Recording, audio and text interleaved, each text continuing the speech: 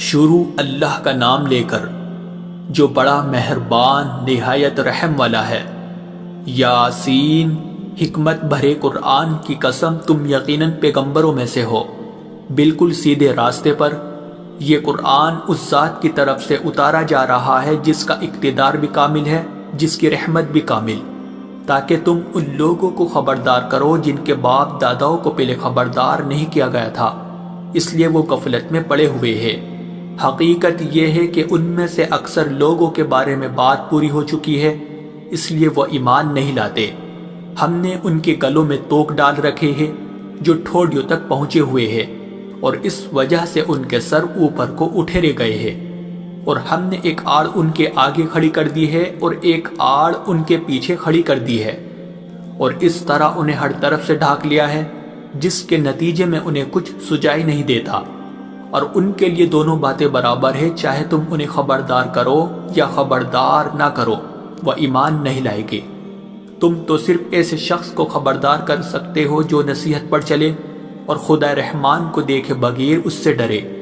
چنانچہ ایسے شخص کو تم مغفرت اور باعزت اجر کی خوشخبری سنا دو۔ یقیناً ہم ہی مردوں کو زندہ کریں گے، اور جو کچھ عمل انہوں نے آگے بھیجے ہیں ہم ان کو بھی لکھتے جاتے ہیں، اور ان کے کاموں کی جو اثرات ہیں ان کو بھی، اور ہم نے ایک واضح کتاب میں ہر چیز کا احاطہ کر رکھا ہے۔ اور اے پیغمبر، تم ان کے سامنے ایک بستی والوں کی مثال پیش کرو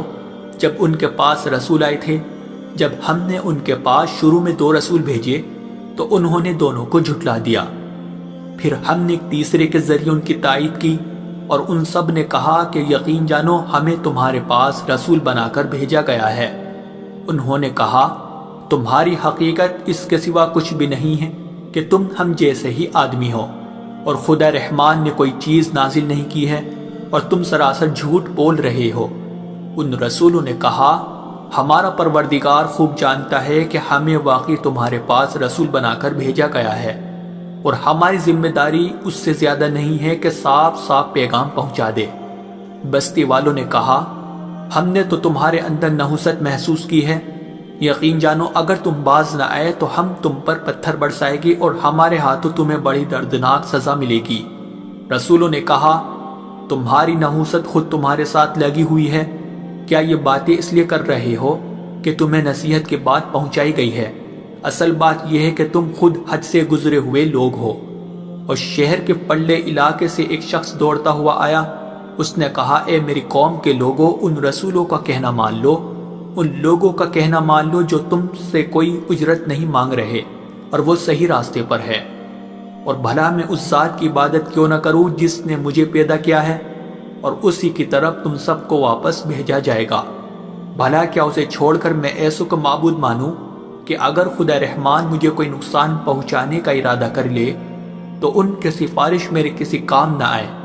اور نہ وہ مجھے چھڑا سکے؟ اگر میں ایسا کروں گا تو یقیناً میں کھلی گمراہی میں مبتلا ہو جاؤں گا۔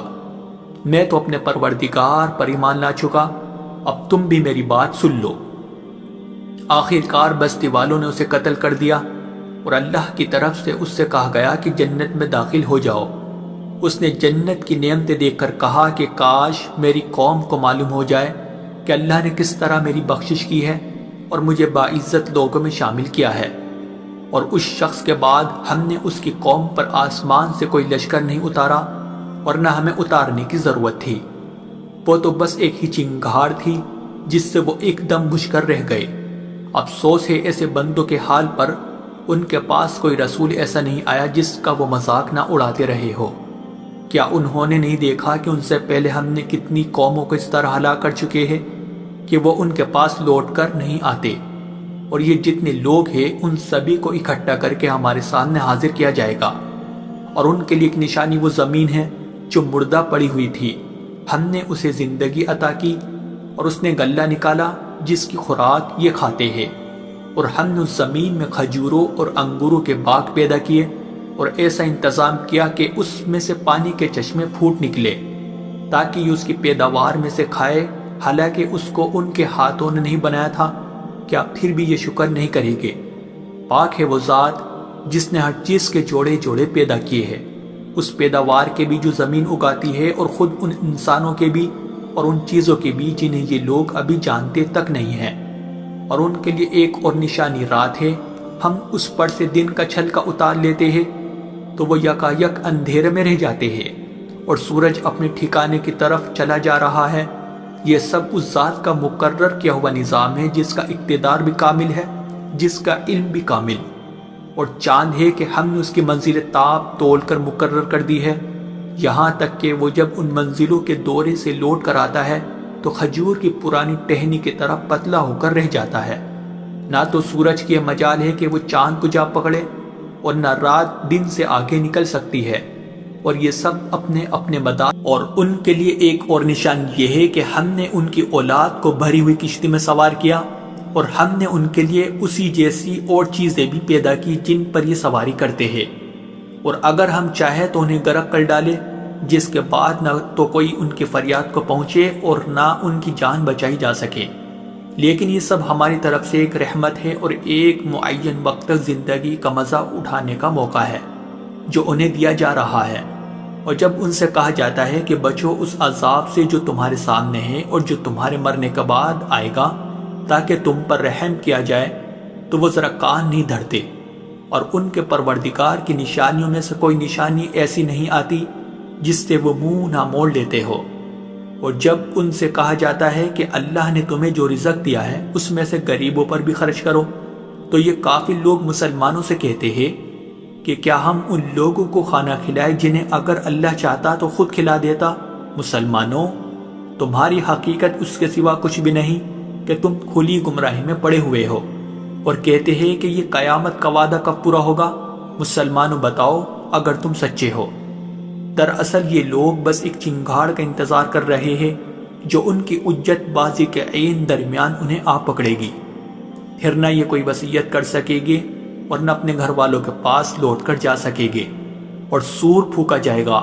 تو یکایک اپنی قبروں سے نکل کر اپنے پروردگار کی طرف تیزی سے روانہ ہو جائے گے، کہے گے کہ ہائے ہماری کم بختی، ہمیں کس نے ہمارے مرکز سے اٹھا کھڑا کیا ہے؟ جواب ملے گا کہ یہ وہی چیز ہے جس کا خدا رحمان نے وعدہ کیا تھا اور پیغمبروں نے سچی بات کہی تھی، اور کچھ نہیں بس ایک زور کی آواز ہوگی جس کے بعد یہ سب کے سب ہمارے سامنے حاضر کر دیے جائے گے۔ چنانچہ اس دن کسی شخص پر کوئی ظلم نہیں ہوگا اور تمہیں کسی اور چیز کا نہیں، بلکہ انہی کاموں کا بدلہ ملے گا جو تم کیا کرتے تھے۔ جنت والے لوگ اس دن یقیناً اپنے مشغلے میں مگن ہوگے، اور وہ ان کی بیویاں گھنے سایوں میں آرام دانشتوں پر ٹیک لگائے ہوئے ہوگے۔ وہاں ان کے لیے میوے ہوگے اور انہیں ہر وہ چیز ملے گی جو وہ منگوائے گے۔ رحمت والے پروردگار کی طرف سے انہیں سلام کہا جائے گا، اور کافروں سے کہا جائے گا کہ اے مجرموں، آج تم مومنوں سے الگ ہو جاؤ۔ اے آدم کے بیٹو، کیا میں نے تمہیں یہ تاکید نہیں کر دی تھی کہ تم شیطان کی عبادت نہ کرنا، وہ تمہارا کھلا دشمن ہے، اور یہ کہ تم میری عبادت کرنا، یہی سیدھا راستہ ہے۔ اور حقیقت یہ ہے کہ شیطان نے تم میں سے ایک بڑی خلقت کو گمراہ کر ڈالا، تو کیا تم سمجھتے نہیں تھے؟ یہ ہے وہ جہنم جس سے تمہیں ڈرایا جاتا تھا، آج اس میں داخل ہو جاؤ کیونکہ تم کفر کیا کرتے تھے۔ آج کے دن ہم ان کے منہ پر مہر لگا دیں گے، اور ان کے ہاتھ ہم سے بات کریں گے اور ان کے پاؤں گواہی دیں گے کہ وہ کیا کمائی کیا کرتے تھے، اور اگر ہم چاہیں تو یہیں دنیا میں ان کی آنکھیں مل یا میٹ کر دیں، پھر یہ راستے کی تلاش میں بھاگے پھرے، لیکن انہیں کہاں کچھ سجا، اور اگر ہم چاہیں تو ان کی اپنی جگہ پر بیٹھے بیٹھے ان کی صورتیں اس طرح مسخ کر دے کہ یہ نہ آگے بڑھ سکے اور نہ پیچھے لوٹ سکے۔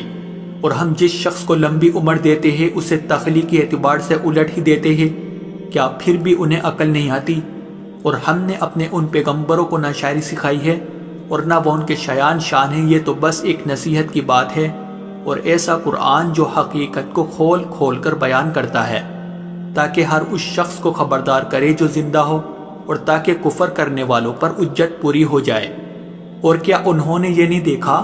کہ ہم نے اپنے ہاتھوں کی بنائی ہوئی چیزوں میں سے ان کے لیے موشی پیدا کیے اور یہ ان کے مالک بنے ہوئے ہیں، اور ہم نے ان موشیوں کو ان کے قابو میں دے دیا ہے،